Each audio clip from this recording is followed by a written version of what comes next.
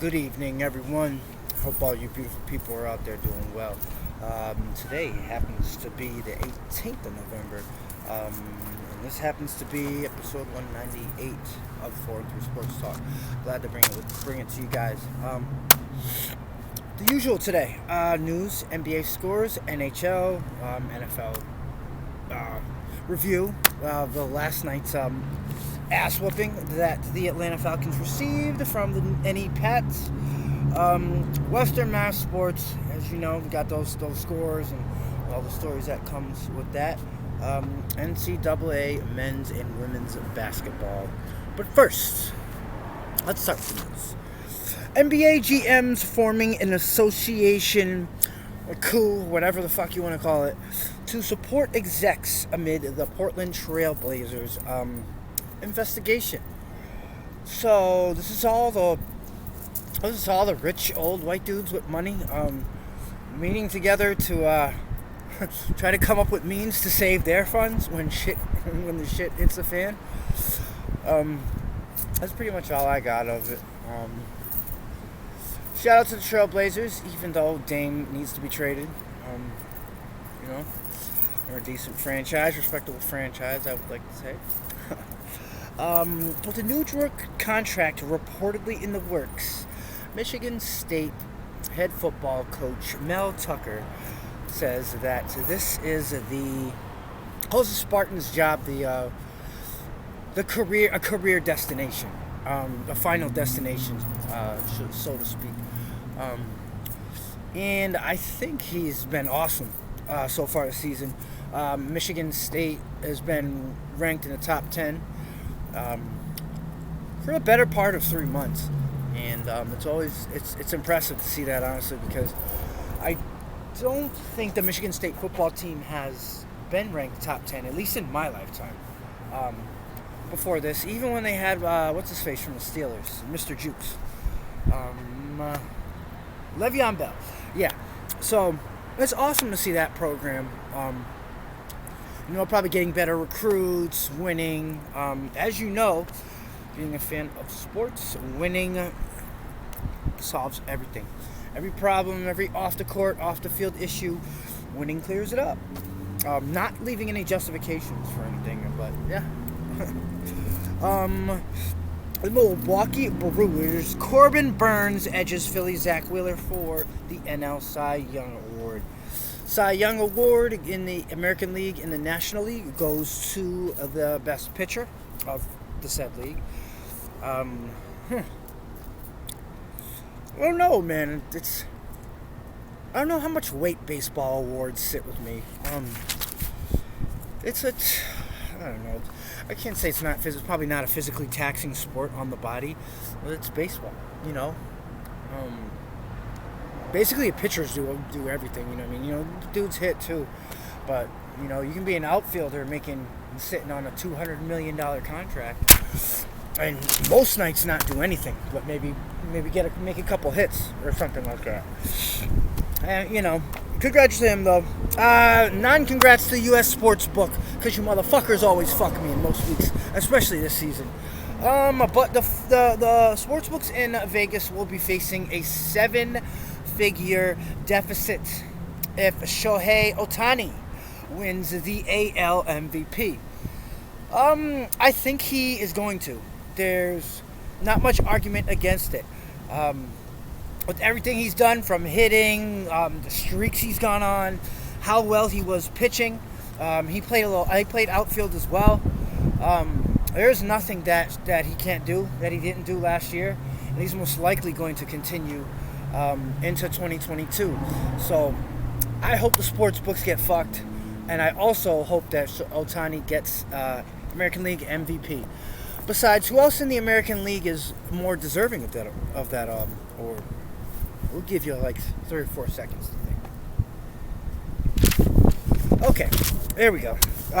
Big 12 publicly reprimands Texas Tech football radio announcers who were removed for one game.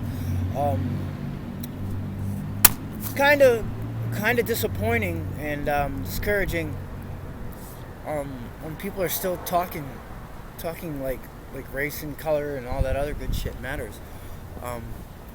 When a person in their character, their integrity, and things of that matter really should be everyone's focus.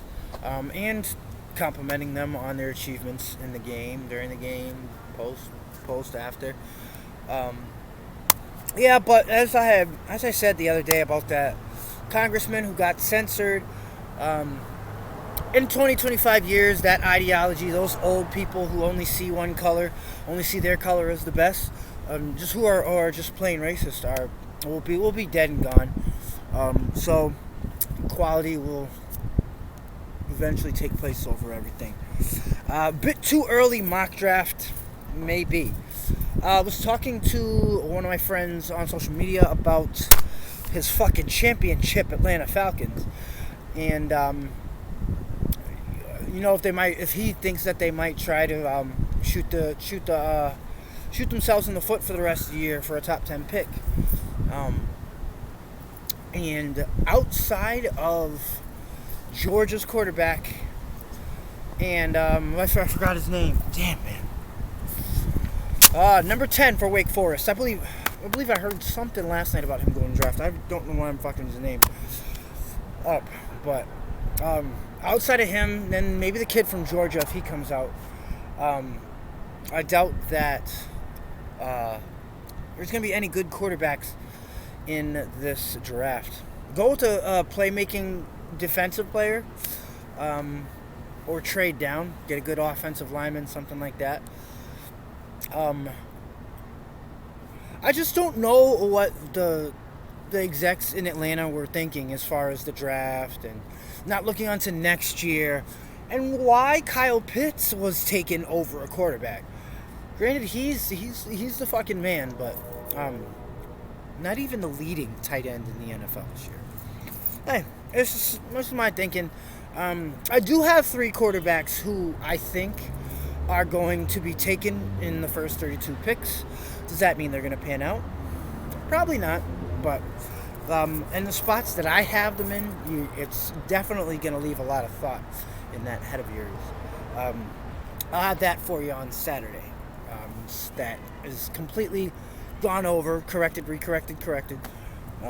Yeah, and finally, the number 17 Apollo Freire Panthers sweeps Bourne to advance to the Division 5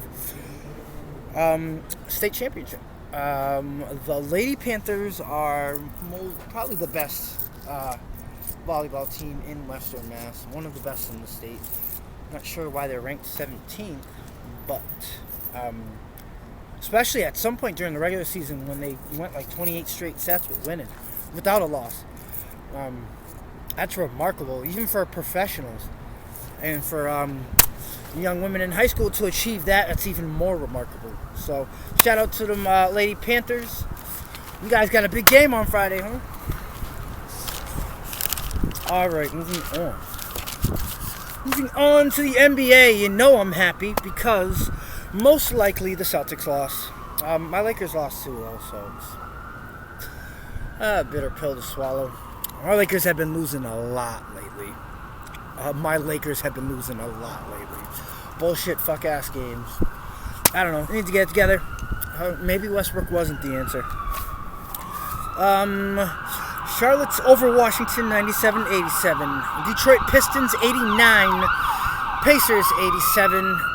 The Pistons got to be worried because they play the Warriors tomorrow night, and that's gonna be a rough go for them.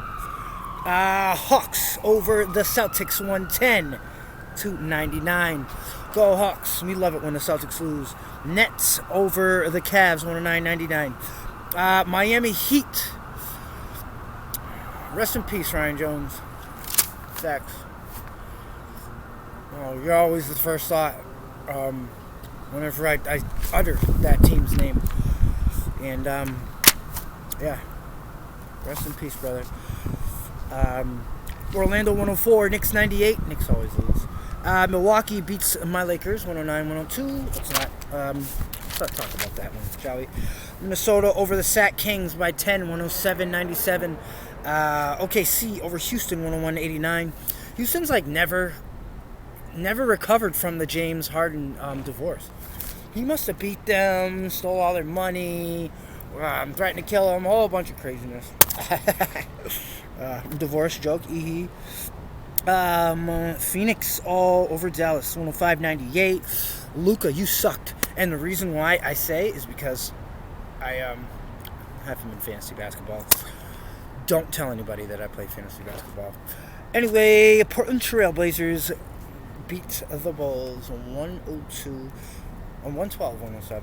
And there go your NBA scores. Really quickly, let's go over what happened in the ice last night. I bet on my Vegas Knights, who won and covered. Colorado 4, Vancouver 2. Chicago Blackhawks beat the Seattle Kraken 4-2. Seattle was winning at one point. One of my favorite franchises. Kind of sucks that they lost that one. And Washington over the LA Kings 2-0. Those are your scores for hockey. NFL, Patriots, Falcons today. As I said earlier on social media, give me the Pats in the over. Mac Jones is on the way to beat Cam Newton's Cam Newton's passing yards record as a rookie, 4,071. And the Patriots are starting to gain steam, gain momentum. Most likely you're going to get to the playoffs, and I think any team in the AFC kind of gets scared going up against the Pats in the playoffs. For reasons being in the past, fucking Tom Brady, but this time they got to fear Bill Belichick, because if Belichick can bring another quarterback to the playoffs and most likely win with the same formula every year, I think people need to be afraid. But I will not let another Patriots quarterback traumatize me. Tom Brady was it, and he's done. He's in Tampa Bay. But yeah, that's my little thoughts on the game. NCAA basketball men's. This Saturday, I plan to start putting wagers on both the men's and women's side in hopes to further my bag for Christmas. Most months in December, my bag is always depleted. Son's birthday on the 4th. Shout out to you, Raheem Escalay Jr. You're the man. You're the better of the two Raheems right now.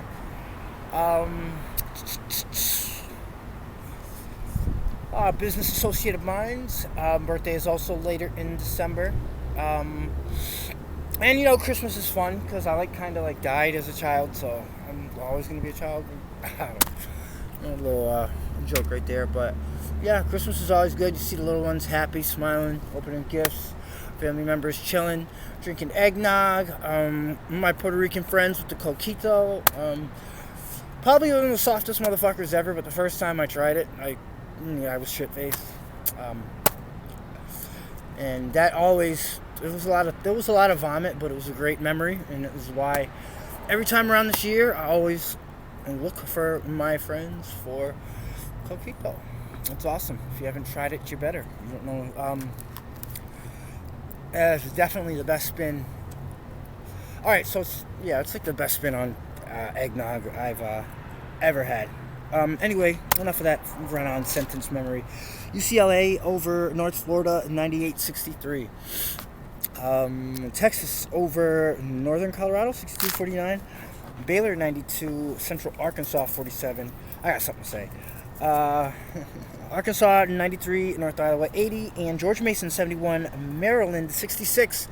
George Mason has pulled an upset.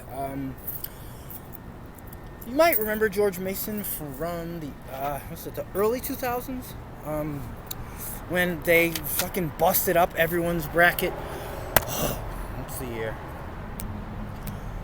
I don't know, man. They made it. They made it to the Elite Eight, and they were, I believe, they weren't on the bottom part where 15 is.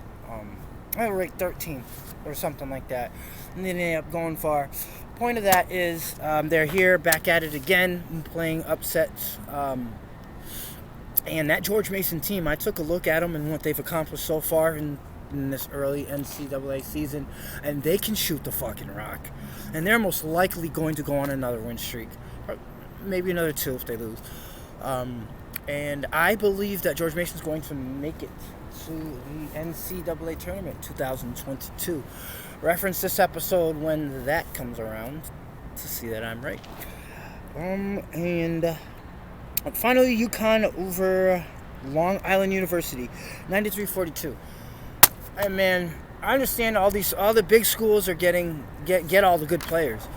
There needs to be some kind of dispersal of talent, like equally. These teams that get fluff wins and then they end up ranked high, and they play 4 or 5 games in a season against community colleges, or other schools that pale in comparison as far as competition's concerned. So that's my only real problem with college basketball. College basketball, now we're moving to the women's side.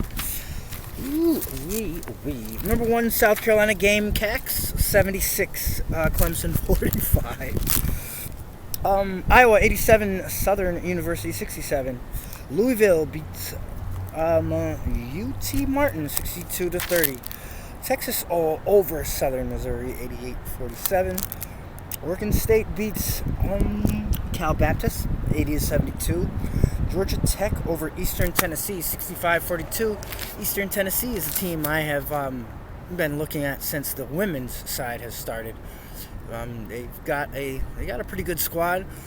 Most importantly, they got a couple red shirts who have potential to be stars and potential to move on to the WNBA with their illustrious high school basketball careers.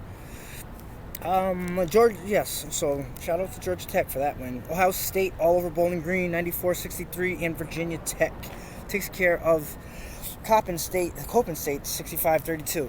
Let me tell you something. I've been around a lot of basketball, I've seen a lot of basketball games. I think this is the first time I've ever seen teams score less than 50 points. And even in high school, like when I played that year or two, the competition is real. You know what I mean? I considered myself pretty good, and I cracked starting roll twice and lost it the second time because I bruised up my ankle. But yeah, I've never seen scores that low. I think somebody need to teach some of these women how to shoot that 3. Start bringing some high-scoring basketball back, even though most of you in that side are only in college for 3 or 4 years. And finally, Western Mass Sports. We're starting with girls volleyball. Ipswich over Advanced Math and Science Academy 3-2. Division 4 semis. Also Division 4 semis, Medway beats Linfield 3-2. Needham, as I like to call it, beats Franklin 3-1, and Paulo Freire all over Bourne, as I said, 3-0. Division 5 semis, and Paulo Freire advances. Go Lady Panthers.